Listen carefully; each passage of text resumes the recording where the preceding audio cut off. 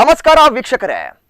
ಸಾಲು ಸಾಲು ಕೊಲೆಗಳು, ನೆತ್ತರಿನಿಂದ ಬರೆದ ಇತಿಹಾಸದ ಪುಟಗಳು, ಇದೆಲ್ಲವನ್ನ ಸೆರೆ ಹಿಡಿದ ನಮ್ಮ ಕ್ಯಾಮರಾಗಳು. ಇದೇ ಇವತ್ತಿನ ಕ್ರೈಮ್ ಬೇಟ್. ನಾನು ಆದಿತ್ಯ.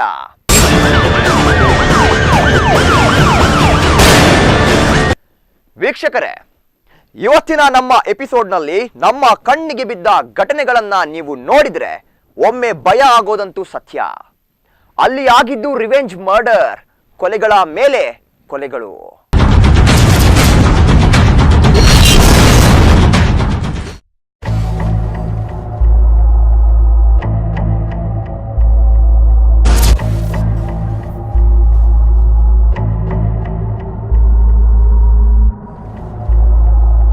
ಪ್ರಿಯ ವೀಕ್ಷಕರೇ, ಒಂದು ಕಾಲದಲ್ಲಿ ಮಂಗಳೂರಿನ ಗಲ್ಲಿಗಳಲ್ಲೂ ರಕ್ತ ಹರಿದಿತ್ತು.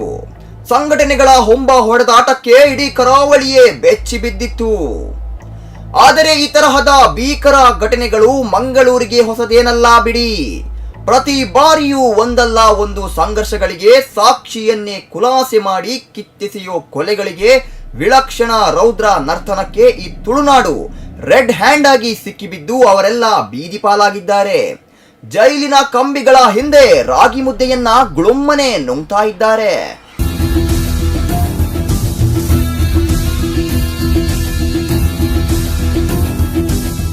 ಕುಡ್ಲದಲ್ಲಿ ನಡೆದ ಮತೀಯ ಗಲಭೆಗಳು, ಅದರ ಮಧ್ಯೆ ಕೊಲೆಗೆ ಸುಪಾರಿಗಳು, ನಂತರ ಡೆಡ್ಲಿ ಸ್ಕೆಚ್ಗಳು, ಆಮೇಲೆ ದಾರುಣ ಹತ್ಯೆಗಳು.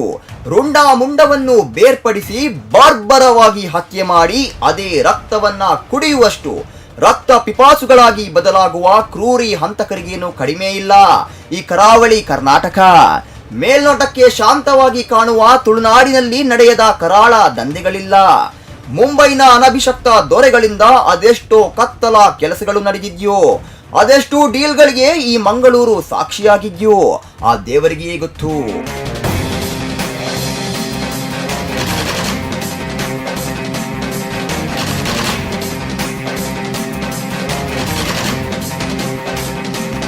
ಇವತ್ತಿನ ಎಪಿಸೋಡ್ನಲ್ಲಿ ನಿಮಗೆ ತೋರಿಸ್ತೀವಿ ಇಡೀ ಕರ್ನಾಟಕವೇ ಬೆಚ್ಚಿ ಬಿದ್ದ deadly revenge murder story.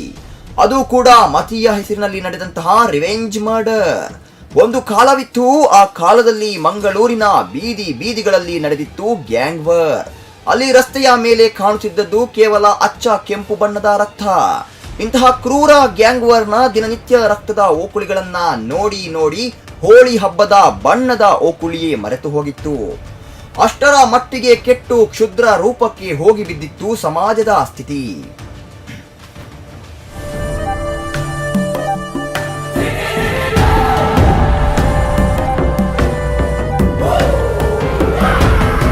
Murder ಸ್ಟೋರಿಯಲ್ಲಿ field ಗಿಳಿದು murder ಮಾಡಿದವರಲ್ಲಿ ಅದೆಷ್ಟೋ ಜನ ಈಗ ಹೇಳ ಹೆಸರಿಲ್ಲದೆ ಮರ್ಡರ್ ಆಗಿ ಅಂತಕನ ಪಾದದಡಿಯಲ್ಲಿ ಮಲಗಿ ಒದ್ದಾಡ್ತಾ ಇದ್ದಾರೋ. ಇನ್ನು ಅದೆಷ್ಟೋ ಜನ ಫೀಲ್ಡೇ ಬೇಡ ಅಂತ ಸೈಲೆಂಟ್ ಆಗಿ ಕಮರಿ ಹೋಗಿದ್ದಾರೆ. ಇನ್ನು ಕೆಲವರು ಹಳೆ ನೇಮ್ ಅಂಡ್ ಫೇಮ್ ನಲ್ಲಿ ಬಡ್ಡಿ ದಂಧೆ ಮಾಡ್ತಾ, ಕರಾಳ ದಂಧೆ ಮಾಡಿ ಎಗ್ಗಿಲ್ಲದೆ ಅಫೆನ್ಸ್ ಗಳನ್ನ ಮಾಡ್ತಾ ಸೆಟಲ್ ಆಗಿದ್ದಾರೆ. ಅದರಲ್ಲೂ ಇನ್ನು ಕೆಲವು ಪಿಪಾಸುಗಳು ಒನ್ ಸ್ಟೆಪ್ ಮುಂದೆ ಹೋಗಿ ಅಂಡರ್ ವರ್ಲ್ಡ್ ನ ಕದ ತಟ್ಟಿ ಅಲ್ಲಿ ಕತ್ತಲ ಕೆಲಸಗಳನ್ನ ಮಾಡಿ ವಾಂಟೆಡ್ ಆದವರು ಅದೆಷ್ಟೋ ಜನ ಇದ್ದಾರೆ.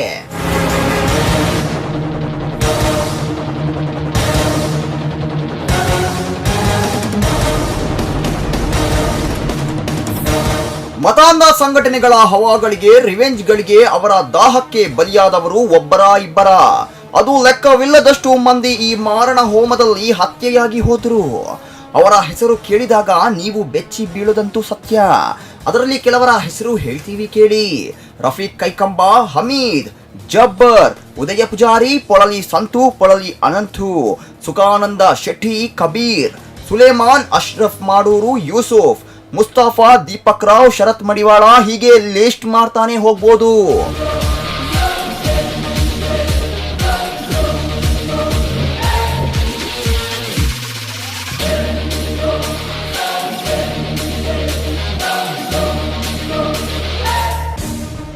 ಇವರೆಲ್ಲ ಹಿಂದೂ ಮತ್ತು ಮುಸ್ಲಿಂ ಮತೀಯ ಸಂಘಟನೆಯಲ್ಲಿ ತೊಡಗಿಸಿಕೊಂಡಿದ್ರು. ಈ ರಿವೆಂಜ್ ಪ್ರಕರಣದಲ್ಲಿ ಕೆಲವರ ಪ್ರಕರಣ ಸಾಕ್ಷಿದಾರರ ಕೊರತೆಯಿಂದ ಖುಲಾಸೆಗೊಂಡ್ರೆ, ಇನ್ನು ಕೆಲವೊಂದು ಪ್ರಕರಣ ನ್ಯಾಯಾಲಯದ ಮೆಟ್ಟಿಲಲ್ಲೇ ಬಿದ್ದು ಒದ್ದಾಡ್ತಾ ಇದೆ. ಇದರ ಮಧ್ಯೆ ಇಬ್ಬರಿಗೆ ಜೀವಾವಧಿ ಶಿಕ್ಷೆಯಾಗುತ್ತೆ. ಅವರು ಈ ಶಿಕ್ಷೆಗೆ ಒಳಪಟ್ಟ ನತದೃಷ್ಟ ಯುವಕರು.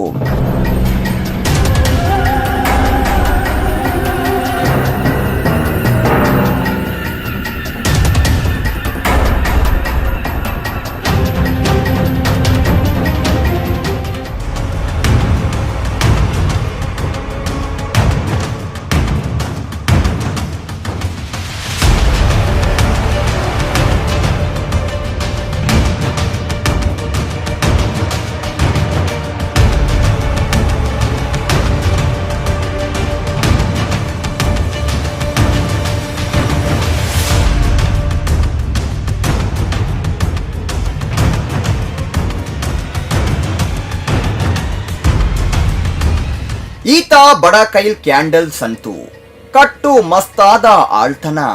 ಅದಾಗಲೇ 2 ಕೊಲೆ ಪ್ರಕರಣಗಳ ಆರೋಪಿ.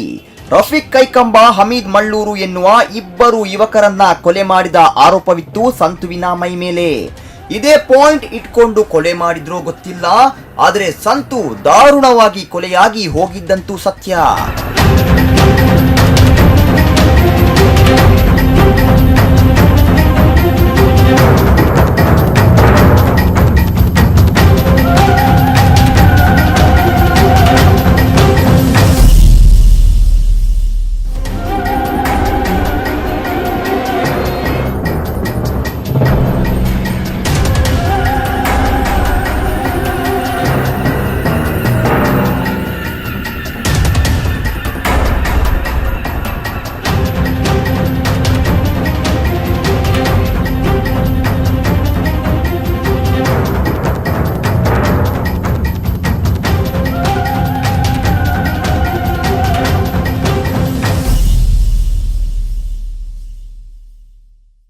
ಹಾಕಿರುವ ಸ್ಕೆಚ್ಗಳು, ಆಗಿರುವ ಭೀಕರ ಕೊಲೆಗಳು, ಇದೆಲ್ಲವನ್ನ ತೋರಿಸ್ತೀನಿ ಒಂದು ಚಿಕ್ಕ ವಿರಾಮದ ನಂತರ.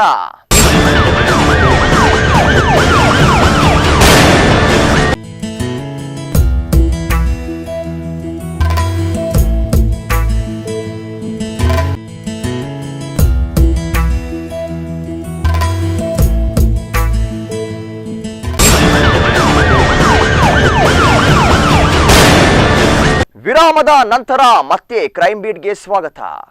ಜೈಲ್ನಲ್ಲೇ ಸ್ಕೆಚ್ಗಳು, ಅಲ್ಲೇ ಸುಪಾರಿಗಳು, ಇದೆಲ್ಲದರ ಮಧ್ಯೆ ಮರ್ಡರ್ ಮಿಸ್ಟ್ರಿಗಳು, ಇವೆಲ್ಲವನ್ನ ತೋರಿಸ್ತೀನಿ, ಈ ಸ್ಟೋರಿ ನೋಡಿ.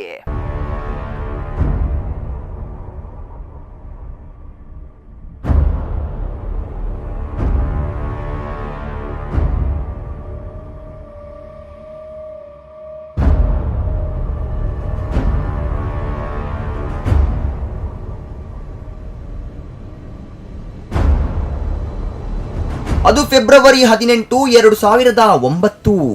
ಕ್ಯಾಂಡಲ್ಸ್ ಅಂತೂ ಕನಸು ಮನಸ್ಸಿನಲ್ಲೂ ಅಂದುಕೊಂಡಿರಲಿಲ್ಲ. ಇವತ್ತು ನನ್ನ ಕೊಲೆಯಾಗುತ್ತೆ ಹಾಗೂ ಇಡೀ ಕರ್ನಾಟಕ ಬೆಚ್ಚಿ ಬೀಳುವ ಕೊಲೆಗೆ ತನ್ನ ದೇಹವೇ ಸಾಕ್ಷಿಯಾಗುತ್ತೆ ಎನ್ನುವ ಭೀಕರ ಸತ್ಯ.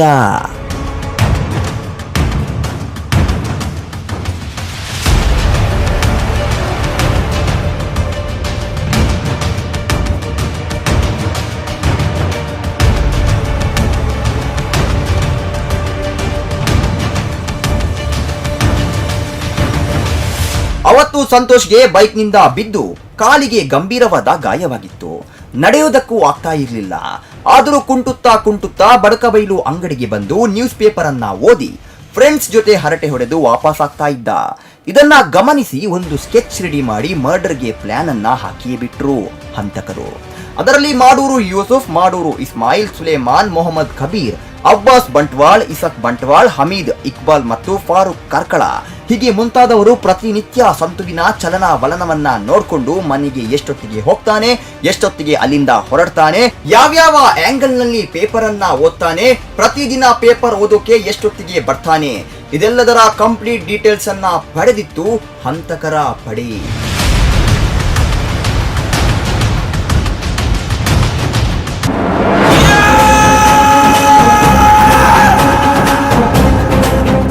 ಅವತ್ತಿನ ದಿನ ಒಂದು ಭೀಕರ ಹತ್ಯೆಗೆ ಫೆಬ್ರವರಿ 18 ಸಾಕ್ಷಿಯಾಗುತ್ತೆ. ತೀರಾ ವಿಲಕ್ಷಣ ರೀತಿಯಲ್ಲಿ ಕೊಲೆಯನ್ನ ಮಾಡಿದ್ರು.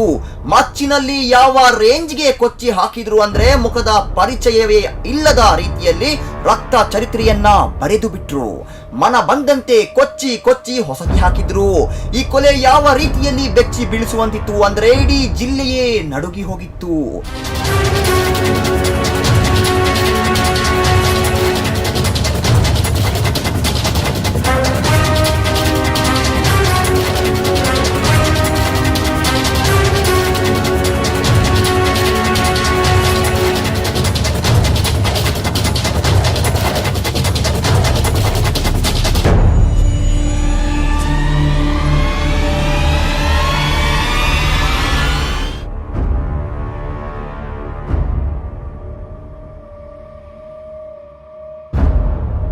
ಕೋಮು ಗಲಭೆಗಳು ಈ ರೀತಿಯ ಎಕ್ಸ್ಟ್ರೀಮ್ ಲೆವೆಲ್ಗೆ ಹೋಗಿ ಸಾಲು ಸಾಲು ಕೊಲೆಗಳಾಗುತ್ತೆ.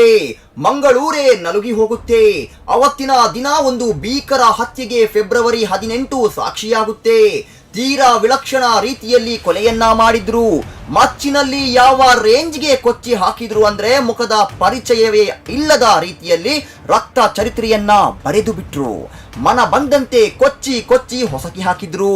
ಈ ಕೊಲೆ ಯಾವ ರೀತಿಯಲ್ಲಿ ಬೆಚ್ಚಿ ಬೀಳಿಸುವಂತಿತ್ತು ಅಂದ್ರೆ ಇಡೀ ಜಿಲ್ಲೆಯೇ ನಡುಗಿ ಹೋಗಿತ್ತು.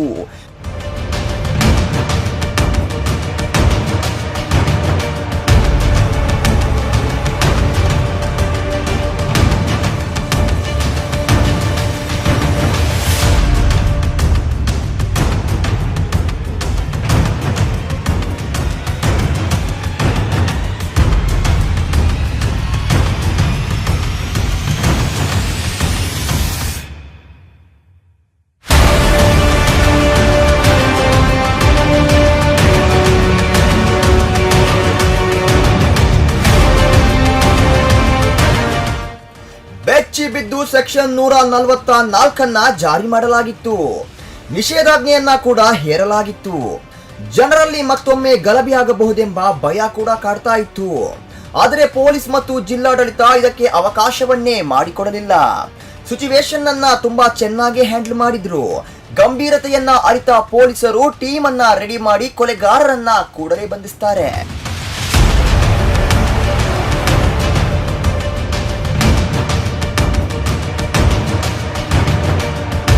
ಪೊಲೀಸರು ನ್ಯಾಯಾಲಯಕ್ಕೆ ಆರೋಪ ಪಟ್ಟಿಯನ್ನ ಕೂಡ ಸಲ್ಲಿಸುತ್ತಾರೆ. ನ್ಯಾಯಾಲಯ ಸುದೀರ್ಘ ವಿಚಾರಣೆಯ ಬಳಿಕ ಫಾರೂಕ್ ಮತ್ತು ಇಕ್ಬಾಲ್ಗೆ ಜೀವಾವಧಿ ಶಿಕ್ಷೆಯನ್ನ ನೀಡಿ ಗೌರವಿಸುತ್ತೆ. ಪ್ರಕರಣದ ಇತರ ಆರೋಪಿಗಳಾದ ಮಾಡೂರು ಯೂಸುಫ್ನನ್ನ ಮಂಗಳೂರು ಜೈಲಿನಲ್ಲಿಯೇ ಇತ್ತೀಚೆಗೆ ಸ್ಕೆಚ್ ಹಾಕಿ ಯೂಸುಫ್ನ ಚಲನವಲನವನ್ನ ಅರಿತು ಜೈಲಿನಲ್ಲಿಯೇ ಪ್ಲಾನ್ ಮಾಡಿದ ಹಿಂದೂ ಮತೀಯರು ರಿವೆಂಜ್ ಅನ್ನ ತೀರಿಸಿಕೊಳ್ತಾರೆ. ಸುಲೈಮಾನ್ ಹತ್ಯೆ ಕುಕಂದೂರಿನಲ್ಲಿ ಕೆಲವು ವರ್ಷಗಳ ಹಿಂದೆ ಹಿಂದೂ ಮತೀಯರಿಂದ ನಡೆಯುತ್ತೆ. ಮೊಹಮ್ಮದ್ ಕಬೀರನನ್ನ ವಾಮಂಜೂರು ಬಳಿ ಇನ್ನೊಂದು ಹಿಂದೂ ಮತೀಯರು ಹತ್ಯೆ ಮಾಡ್ತಾರೆ. ಮಾಡೂರು ಇಸ್ಮಾಯಿಲ್ ಹೃದಯಾಘಾತದಿಂದ ಮರಣ ಹೊಂದಿದ್ರೆ ಉಳಿದ ಆರೋಪಿಗಳಿಗೆ ಸಾಕ್ಷ್ಯಾಧಾರಗಳ ಕೊರತೆಯಿಂದ ಖುಲಾಸೆಗೊಳ್ತಾರೆ.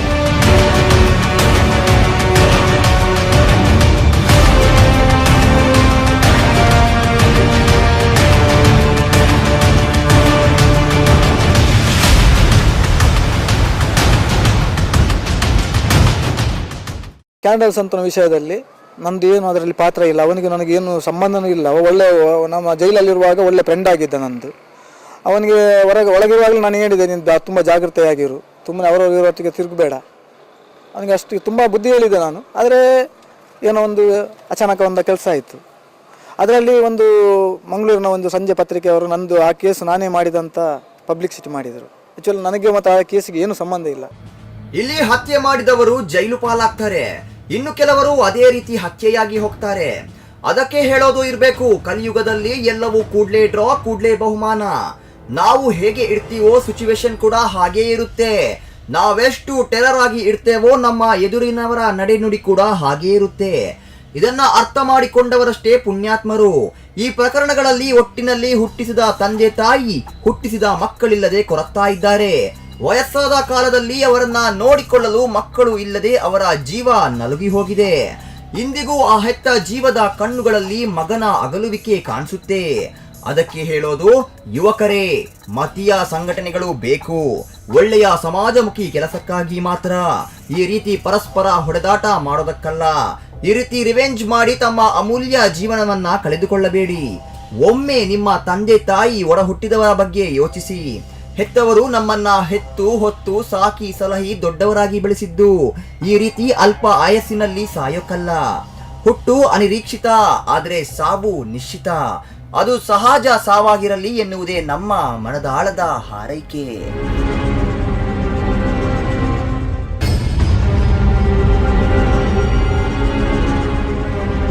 ನೋಡಿದ್ರಲ್ಲ ವೀಕ್ಷಕರೇ, ಹುಟ್ಟು ಅನಿರೀಕ್ಷಿತ, ಆದರೆ ಸಾವು ನಿಶ್ಚಿತ. ಅದು ಸಹಜ ಸಾವಾಗಿರಲಿ ಎನ್ನುವುದೇ ನಮ್ಮ ಮನದಾಳದ ಹಾರೈಕೆ. ಇದೇ ಈ ಹೊತ್ತಿನ ಸುದ್ದಿ. ನಿರಂತರ ಸುದ್ದಿ ಮತ್ತು ಮನರಂಜನೆಗಾಗಿ ನೋಡ್ತಾ ಇರಿ ಸ್ಪಂದನ.